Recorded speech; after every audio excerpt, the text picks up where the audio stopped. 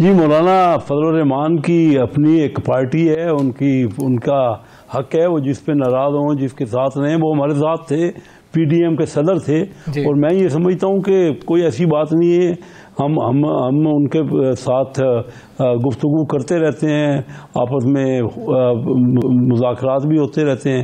پھر بھی یہ پولیٹیکل پارٹیوں میں ناراضگی اور باہمی رضامندی یہ تو رہتی ہے اور ہونی بھی چاہیے، کیونکہ کسی بھی پوائنٹ پہ ان کا اختلاف ہے تو وہ ان کا حق بنتا ہے اور جائز بھی ہو سکتا ہے. جی ہاں بالکل، ہم اپریشیٹ کرتے ہیں ان کی رائے کو. اچھا شیخ صاحب، ایک بات تو بتائیے گا، آپ ہمیشہ ہمارے بڑے پروگراموں میں آئے، آپ نے کہا کہ ملک کی معیشت بالکل درست کرنے کے لیے ہمیں ایک سیاسی اتحاد بنانا چاہیے، سیاسی اختلافات ختم کرنا چاہیے. اس وقت آپ ملک کی معیشت کہاں دیکھ رہے ہیں؟ جی ہم اب بھی رحم و کرم پہ ہیں اس کے آئی ایم ایف کے. ملک کے اندر کتنی انویسٹمنٹ آ چکی ہے یہ قوم جاننا چاہتی ہے، ذرا آپ بتا دیں گے چونکہ آپ کے پاس اعداد و شمار ہوتے ہیں. کتنی انویسٹمنٹ اس وقت تک، آپ کی 1.5 سال ہوگی نا حکومت کو یا سال جتنا بھی عرصہ ہوا ہے، کتنی انویسٹمنٹ آ چکی ہے اور عوام کو کتنا بڑا ریلیف مل چکا ہے؟ جی دیکھیں، معیشت جو ہے وہ آپ کے سامنے ہے، 3.5-4% گرو کر رہی ہے اور آبادی میں 2-2.5% کا اضافہ ہو رہا ہے. تو پر کیپیٹا فی کس آمدن کو 1.5% بڑھ رہی ہے. تو اس حساب سے ہی لوگوں کے، اور وہ بھی تقسیم جو ہو رہی ہے نا، وہ تقسیم بھی ایسے ہوتے ہیں کہ امیر آدمی کو اس کا حصہ زیادہ ملتا ہے اور درمیانے اور جو چھوٹے لوگ درجے کے طبقے والے لوگ ہوتے ہیں جن کی آمدنی ہوتی ہے ان کو کم حصہ ملتا ہے.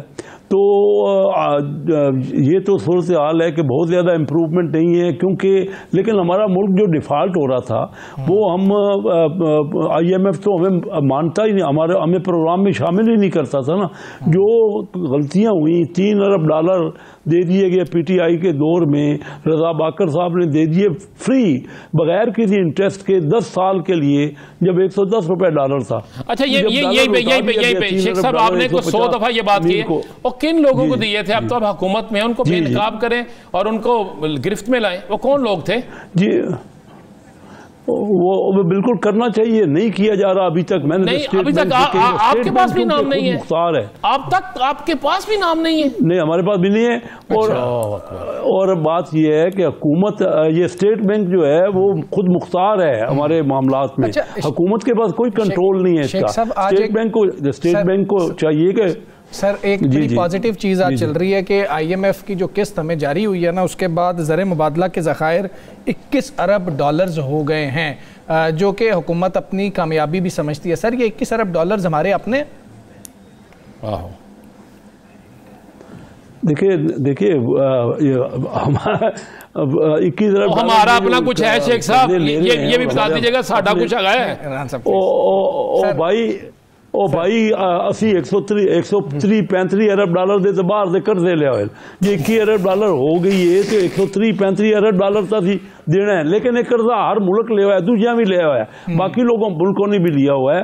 تو یہ تو پہلے آپ کو میں نے کلیریفائی کر دیا، ہمارے $21 ارب تو ہمارے ہیں لیکن ہمارا قرضہ ہے. اچھا جو آپ نے پوچھا نا سوال کہ انویسٹمنٹ بھی ہمارے یہاں $2.5 ارب آ رہی ہے ایک سال میں تقریباً، زیادہ نہیں آ رہی. ابھی بات یہ ہے کہ ہمارا ملک جو ہے وہ، ہم جب تک آپس میں، پہلے آپ نے کہا تو صحیح کہا، میں تو ایک ہی بات کرتا ہوں کہ کیا ہوا چین میں؟ نہ تو جمہوریت ہے، نہ چین میں ان کے ہاں کوئی ایسی عدالتیں ہیں. ہم تو زور اسی پہ دیتے ہیں نا، لیکن انہوں نے آپس میں اکٹھ ہو کے ترقی کی ہے. 35 سال مسلسل ڈبل ڈیجٹ گروتھ کی ہے، 10% سے زیادہ گروتھ کی ہے. اسی لیے ان کا 70 کروڑ بندہ جو غریب تھا وہ غریب نہیں رہا. ہمارے ہاں تو غربت ختم نہیں ہوئی بلکہ بڑھ رہی ہے. کرپشن آپ کے سامنے ہے کہ مسلسل کرپشن کی جو معیار ہے وہ ہمیشہ آپ کے جو ٹرانسپیرنسی انٹرنیشنل ہے وہ بتاتا ہے 160-70 ملکوں میں 110-20ویں نمبر پہ ہے، اور آج سے نہیں ہے، پچھلے 35-40 سال سے ہے.